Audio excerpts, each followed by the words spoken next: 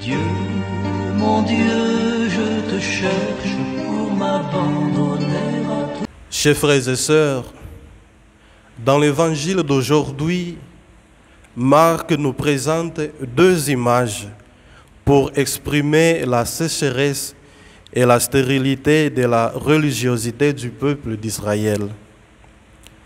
Deux images qui expriment l'infidélité du peuple élu à l'alliance avec son Dieu.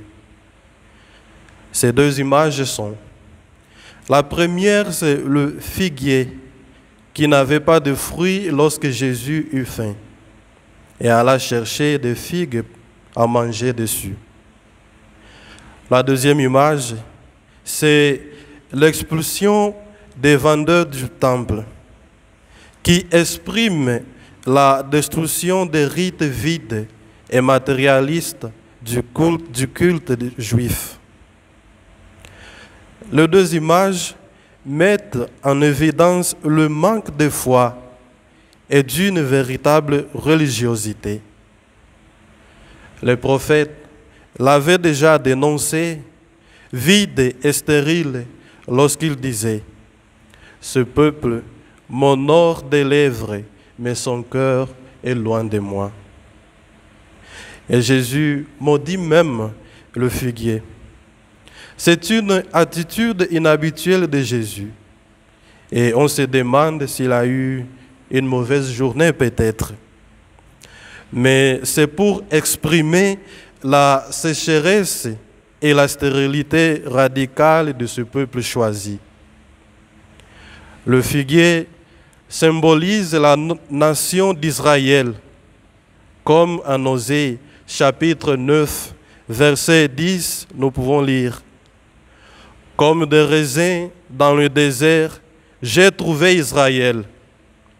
Comme un fruit sur un figuier, en la prime saison, j'ai vu vos pères.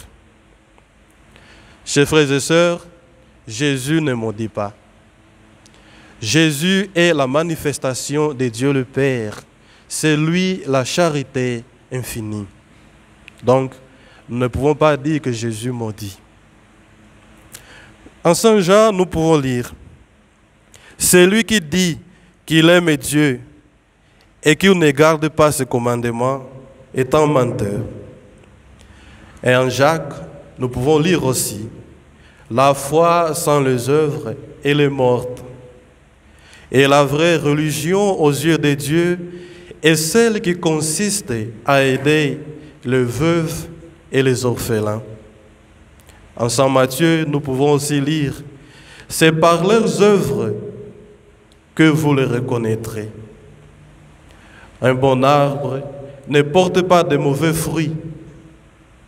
Une religion des prières, des dévotions, des mouvements apostoliques ne sert à rien, chers frères et sœurs, si elle ne contribue pas au vrai culte de Dieu ou à résoudre les problèmes ponctuels des pauvres et des marginalisés.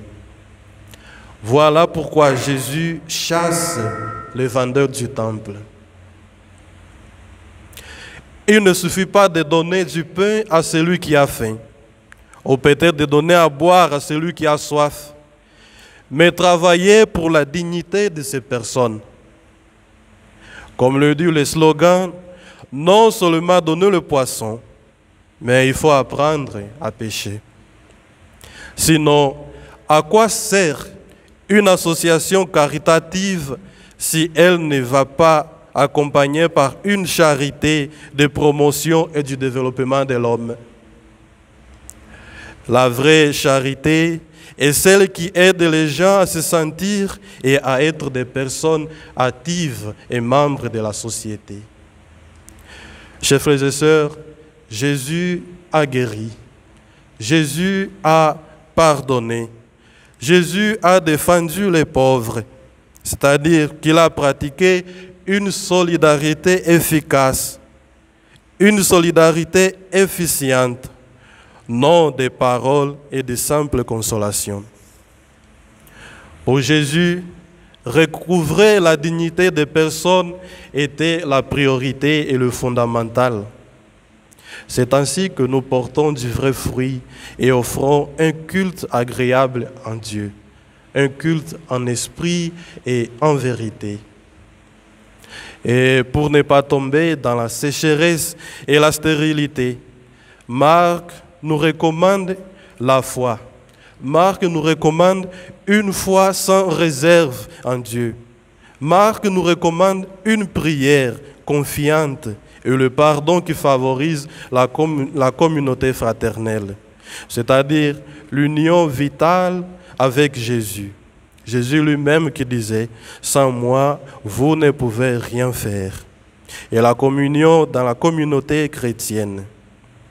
Ils avaient tous un seul cœur, une seule âme, et ils pensaient et ressentaient tous la même chose. Et donc, parmi eux, il n'y avait pas de nécessiteux, parce qu'ils partageaient tout.